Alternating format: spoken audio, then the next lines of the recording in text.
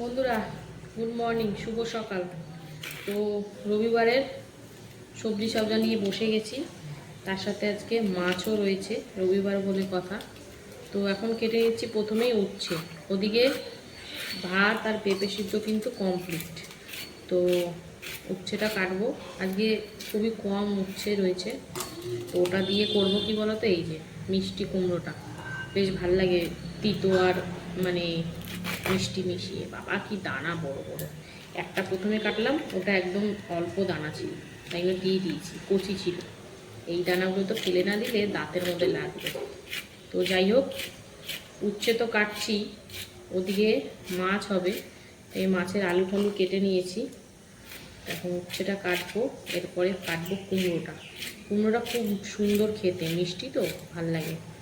তো এই যে একদম সুন্দর করে উচ্ছে কেটে নেওয়ার পর এবারে কাটবো এই কুমড়োটা। কুমড়োটা সেদিনকার শুধু ভাজা করেছিলাম, মানে ছেচকি টাইপের, বেশ ভাল লাগছিল খেতে।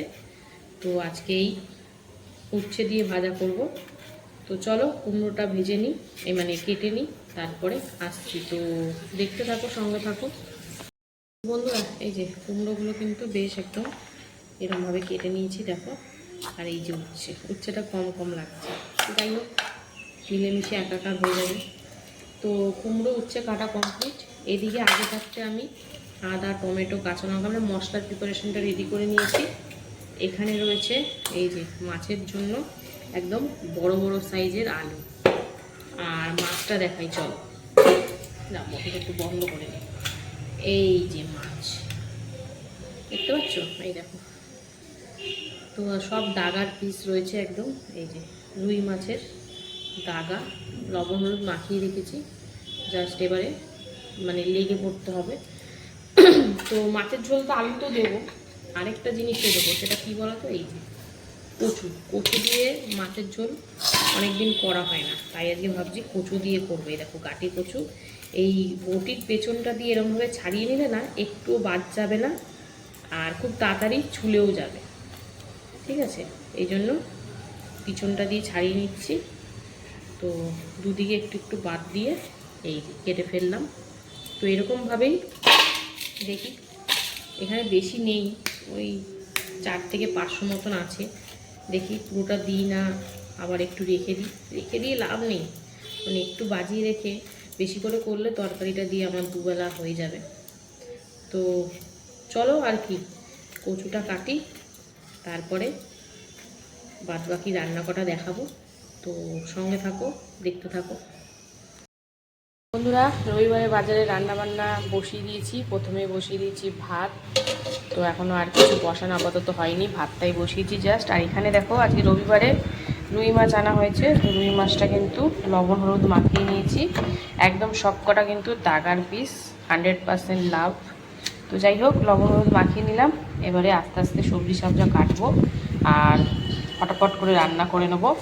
তো চলো, মাছটা লবণ হলুদ মাখানো হয়ে গেছে, এবার সবজিটা কাটি, ওইদিকে ভাতটা হোক, আসছি আবার। বন্ধুরা মানে কি বলবো, সবজি কাটতে কাটতে কিন্তু আমার ভাতটা অলরেডি মানে ফুটে গেছিলো, বন্ধ করে রেখেছিলাম। এই আরেক ফুটান দিতে বসিয়ে দিয়েছি, এবার ফুটলেই গড় দেবো। আর এইদিকে কিন্তু বসিয়ে দিয়েছি পেঁপে সিদ্ধ করতে। তো চলো দুদিকে হোক, গড় দিই, তারপরে আসছি বাদ বাকি রান্না নিয়ে, দেখতে থাকো বন্ধুরা। ভাতটা গড় দিয়ে আর পেঁপে সিদ্ধটাও কমপ্লিট করে এবারে কিন্তু মাছ ভাজা বসিয়ে দিলাম, লবণ হলুদ মাখিয়ে, রুই মাছের পুরো একদম দাগার পিস। তো চলো বেশ লাল লাল করেই ভেজে নেব। আর এইদিকে কিন্তু কালো জিরে আর শুকনো লঙ্কা ফোড়ন দিয়ে সামান্য একটু তেলের মধ্যে হলুদ দিয়ে দিলাম উচ্ছে, কারণ এদিকে উচ্ছে কুমড়োটাও ভেজে নেবো। বেলা অনেকটাই হয়ে গেল সব গোছাগুছি করতে করতে। তো চলো এখন ফটাফট রান্নাটা করে নেওয়ার পালা, তো সঙ্গে থাকো। দেখো মাছগুলো কিন্তু বেশ একদম লাল লাল করে ভেজে নিয়েছি। তো চলো আরেক দফায় ভাজবো মাছ, তাহলেই হয়ে যাবে। তো মাছটা এদিকে ভাজা হচ্ছে, আর এদিকে দিয়ে দিলাম উচ্ছেটা হালকা ভেজে, কুমড়ো, লবণ আর হলুদ দিয়ে এখন এটা সুন্দর করে মিশিয়ে আরও 5 থেকে 6 মিনিট মতন ভাজা করব। তো চলো এটা এদিকে হোক, আর মাছটাও ভেজে নিই, তারপরে আবার সঙ্গে থাকবো। বন্ধুরা মাছ ভাজা হচ্ছে, এই রকম রুই মাছ করবো, একদম দাগার পিস সব বড় বড় সাইজেরই। তো চলো ভাজা হোক মাছ। বন্ধুরা মাছ ভাজা কমপ্লিট করে ওদিকে জিরে ফোড়ন দিয়ে দিয়েছি, এই বড় বড় সাইজের আলুগুলো দিয়ে দিয়েছি। আলুগুলো একটু লাল লাল করে ভেজে নেব। তো আজকে কচু দিয়ে করবো, তাই জন্য আলুটা একটু ভাজা হলে তখন কচুটা দেবো। তো চলো, এদিকে তো আলুটা ভাজা হচ্ছেই, আর এইদিকে যে ঢাকা দিয়ে না আমি এটা করছি, তাহলে বেশ কুমড়োটা সুন্দর করে সেদ্ধ হয়ে যাবে। নাহলে যত তেলই দিই না কেন হবে না। এইরকম অলরেডি সিদ্ধ হয়েই গেছে, বেশ লাল লালও হয়ে গেছে। চলো এটা নাবিয়ে নিই, আর একদম সরাসরি মাছের ঝোলটা দেখাবো, তো সঙ্গে থাকো। আলু ভেজে ভেজে দিয়ে দিলাম কাঠি কচু, তার সাথে লবণ আর হলুদ দিয়ে এখন আবার একটু ভাজাভাজি করে নেবো, তারপরে মশলা যাবে। তো একদম জিরে আদা কাঁচা লঙ্কা টমেটো দিয়ে একদম হালকা করবো, পেঁয়াজের কিন্তু দেবো না। চলো কচুটা দিয়ে একটু ভেজে নিই, তারপরে আসছি, দেখতে থাকো বন্ধুরা।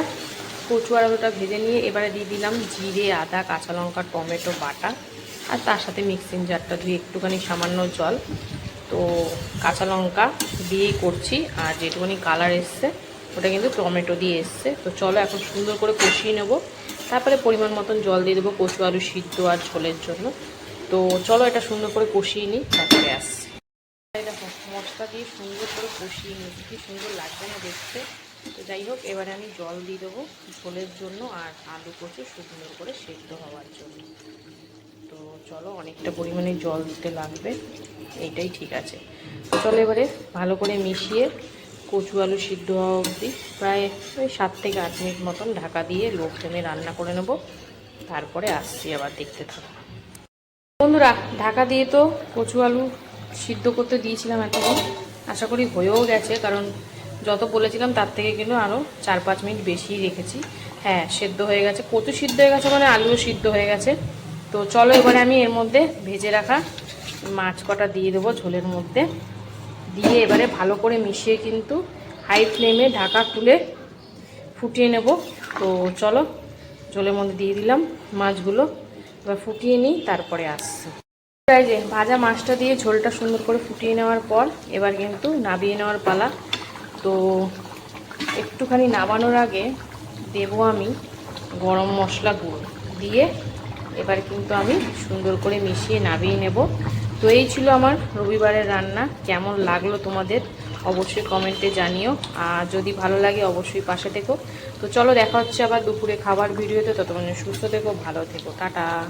হ্যালো বন্ধুরা, শুভ দুপুর। প্রত্যেক দিনের ন্যায় দুপুরের খাবার নিয়ে চলে এসেছি। তো আজকে হচ্ছে রবিবার, মানে সপ্তাহের শুরু। তো চলো আজকে রবিবার দুপুরের লাঞ্চ থালির মেনুতে আজকে কি কি আছে প্রথমে তোমাদেরকে বলে দিই। লাঞ্চ থালি সুন্দর করে সাজিয়ে নিয়ে বসে পড়েছি।